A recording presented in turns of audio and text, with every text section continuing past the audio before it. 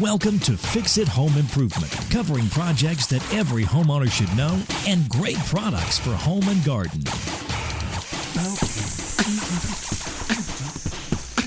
Hi, I'm JC, and this is where we share weekly home improvement tips. I'm here with my co-host, Cindy. Hello, JC. Hi, Cindy. This week we're going to be talking about wainscoting and wall panels, and we had some new 5-star ratings on Apple Podcasts. No one left a name, but we really appreciate it. We're almost to 100 5-star ratings on Apple Podcasts. Exciting. There are a few ways to pronounce wainscoting. The Webster Dictionary has wainscot as the first choice, which would be the most popular, and wainscot as the second. And a few other dictionaries I looked in, like the Oxford Dictionary, has wainscot or wainscot. When I was doing my research, I've seen it spelled wainscoting, W-A-I-N-S-C-O-T-I-N-G, and this is the most common way I saw it. But I also saw it spelled with 2 T's, so very controversial how to say it and spell it. What is wainscoting? So it's decorative wall paneling that's usually around 3 feet tall, covering the bottom part of a wall, but it can be any height. Many builders say it looks the best if the height of your wainscoting is about a third of the room's height. So if you have an 8-foot or 9-foot ceiling in a room, they're saying it should be around 3 feet tall. Aren't most rooms 8 feet? In older homes, yeah. In new homes, 9-foot is becoming more popular on the first floor, and then 8 feet for the second floor. Weird.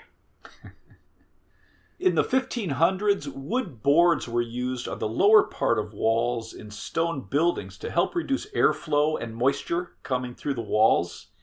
And the wood was generally a hardwood like oak to help repel water. And using wood on the lower third of the wall also helped protect the walls in rooms that had multiple uses, where chairs and tables would be pushed up against the walls. And people thought just covering the lower third of a wall created a pleasing visual, and that dates back to ancient Rome. An article I read about the early U.S. colonies said wainscot was popular because many homes only had one main room. So when tables and chairs weren't being used, they'd be pushed up against the walls while the family was doing chores or working on projects. And then at night, the room would be used for bedding. So chairs and benches and tables would be lined up against the walls, and wainscot helped protect the walls.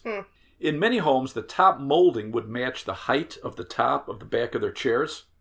Some families put in a plate rail on top with a groove cut in it to hold plates on their edges. And some of the plate molding was 6 inches wide, so that type of molding would be raised higher. Some would have it around... I would hope so. Right, have it around 6 feet high, and then they would have their wood boards below that. In general, wainscoting is 3 parts. You've got a baseboard, you have paneling in the middle, and then a top molding. But the paneling and the detail can vary a lot, from a very simple wood panel with spaced stiles over it to very detailed raised panels. And if you love woodworking, and who doesn't?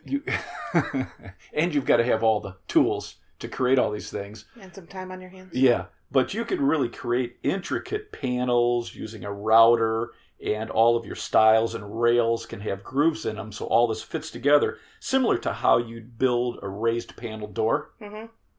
A common style with raised wainscot is having a bottom rail, a top rail. You're going to have vertical stiles, and your decorative panel in the center of this.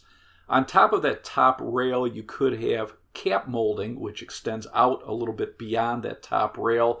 You could have quarter round underneath that, and then quarter round on your bottom rail. And that's going to be one section. There are also even more detailed panels with smaller, multiple raised panels for each section, and they would have additional molding around each raised panel. So there's a lot of variety with these. The raised panels are going to be very traditional looking. Recessed flat panel wainscoting doesn't have bevels on that center panel or molding. It's usually just a baseboard, a top rail, and stiles around the flat panels. And there's a few different types. You could have one square per section, or you could have rectangular panels, or you could have smaller multiple panels in one section. Well, basically, you should look this up online. Yeah, absolutely. And yeah, look at pictures. It's amazing, the variety.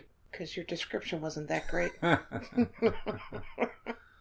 Board and batten wainscot is a similar style. This style is easy to install because it's usually just a sheet of wood with a baseboard or a bottom rail, a top rail, and a cap, and then thin vertical battens spaced across the wall in between the top and the bottom rail. What's a batten? Batten, just a thin piece of wood. And it needs a special name? Yes. Picture frame wainscot is a sheet of wood paneling with a baseboard and a top rail, and then evenly spaced squares or rectangular picture frame trim over the paneling between the top and the bottom rail. And this is an easy project to do yourself. Beadboard wainscot can be simple, just using beadboard panels over a baseboard with chair rail on top, or you can create barn door wainscot. So you would have your beadboard panels over your baseboard with chair rail on top, and then you would make X shapes with planks of wood, so it looks like kind of a country look, like a barn door look. You can also get very intricate. You can have your lower panels separated with battens and a small section above it separated with trim. So again, you should look online. There are modern wainscot panels that you can purchase. Some have 3D textured designs, so they can look like waves or brick shapes coming out of the wall at different angles. There are circle patterns and trellis-looking patterns, and some of the more modern patterns will use square and diamond shapes, but much smaller, so it doesn't look traditional. I went to Home Depot, Lowe's, and Menards, and they all had paneling in 4x8 sheets, panels and planks in different widths for wainscot. Some panels were 32 inches by 48 inches with raised panels, or they had the beadboard look. Some were wood and pre-primed, some were wood and stained in wood tones or gray, and some were PVC. Menards had one of the modern 3D wavy panels, so it's a plastic-like material and pre-primed. It was 32 inches tall and 48 inches wide. And a couple of the salespeople I spoke to said that they have a lot of different kits and styles online, and you can shop those online and they'll ship them to the store so you can pick them up. Cool. One kit I looked at came with 6-inch wide wood panels, 36 inches tall. It came with a baseboard with a groove in it so you can slide the panels into it, and the top rail had a groove, and that sets on top of the panels, and this was made out of MDF. They had PVC waterproof wainscot kits for bathrooms and laundry rooms. And at Home Depot, the salesperson said there were 31 types of beadboard to choose from, 2 types of raised panels, and 7 types of wood grain wainscot.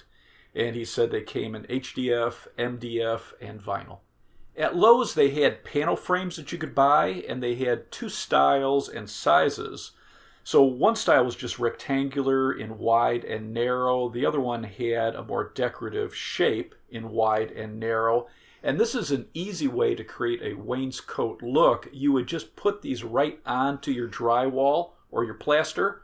So you'd have a baseboard. You would put a chair rail up at whatever height you like, let's say 36 inches.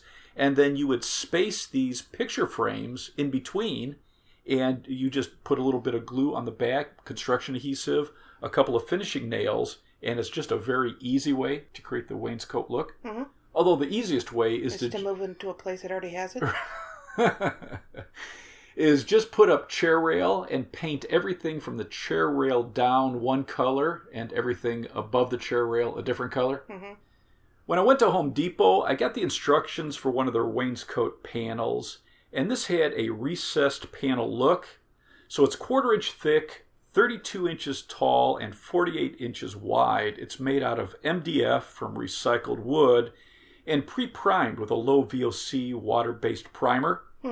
The instructions said you need to have the room humidity where this is going to be in 30 to 50% to control expansion and contraction. So very similar if you're putting in anything wood. So if you have wood flooring or even laminate flooring, you need to control the humidity level in your home. And they're saying you should put it into the room where you're going to be installing it for 2 or 3 days before you install it. Wow, I didn't know that. Yeah, interesting. They want a 3/16" gap on the bottom. Use a stud finder to mark the stud locations and then lay out the pattern. You may want to shift this depending on where the outlets and vents are, because you're going to have to cut out for that so it looks the best. Okay.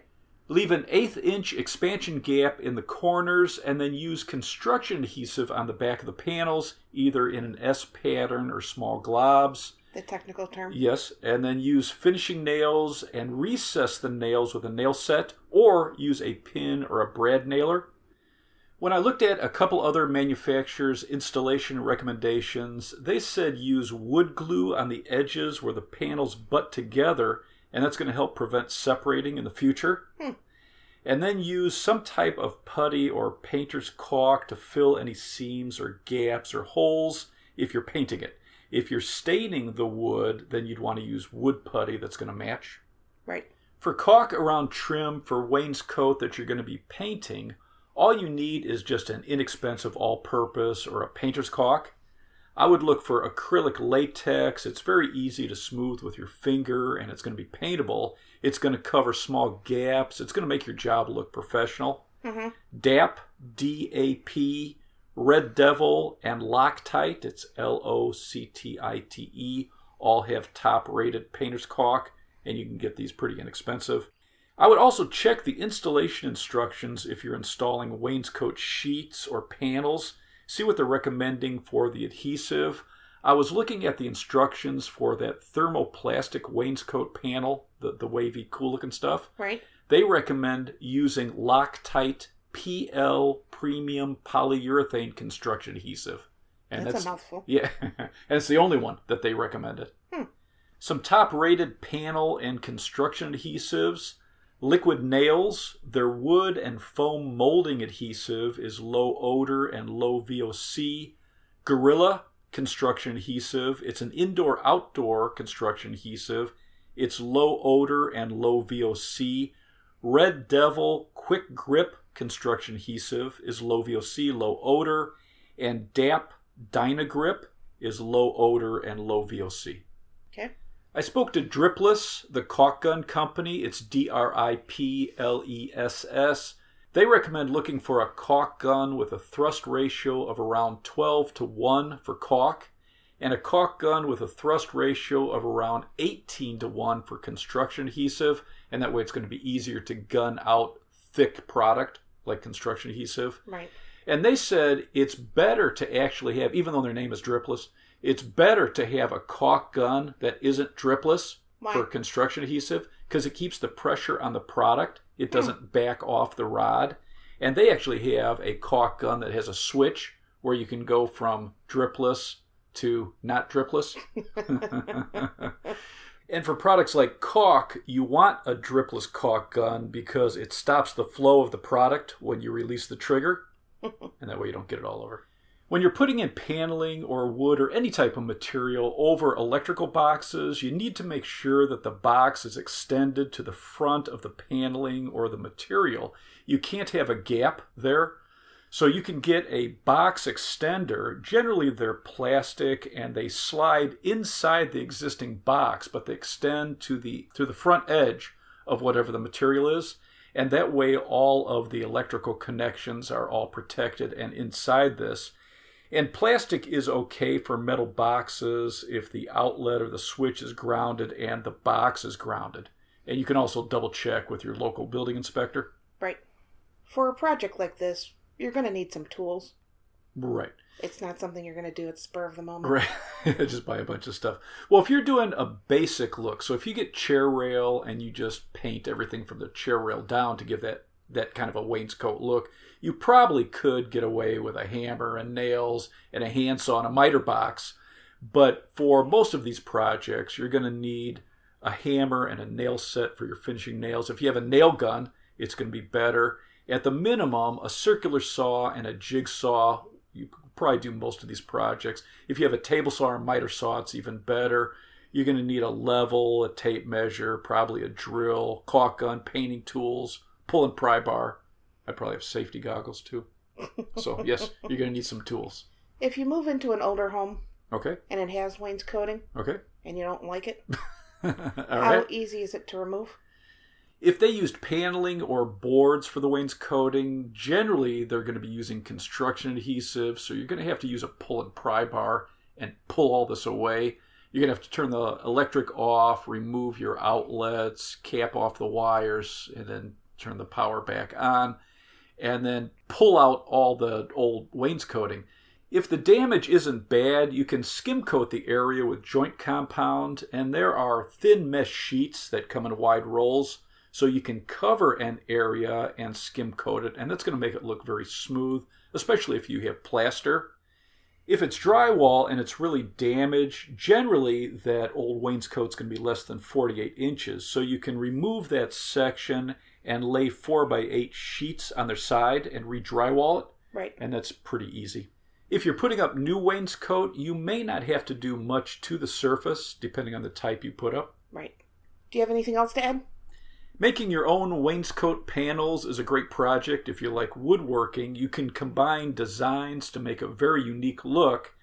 If you're going to be getting pre-made panels or kits, check out the different types of wainscoting online before you go to a home center or a lumber yard. They're probably not going to have a wide selection in the store. Mm-hmm. Let's wrap this up. If you'd like to subscribe to our podcast, you can subscribe on Apple Podcasts, Google Podcasts, CastBox, Himalaya, or your favorite podcast app. If you enjoyed it, please leave us a review. You can check out our home improvement videos on our YouTube channel, Fix It Home Improvement.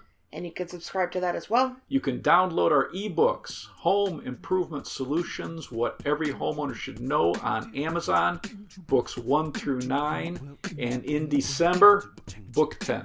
If you enjoyed it, please leave us a 5-star rating and review. You can email us at fixitpodcast@gmail.com. You can follow us on Instagram, Fix It Home Improvement, and you can follow Cindy on Twitter at FixItCohost. Thanks for listening. Talk to you next week.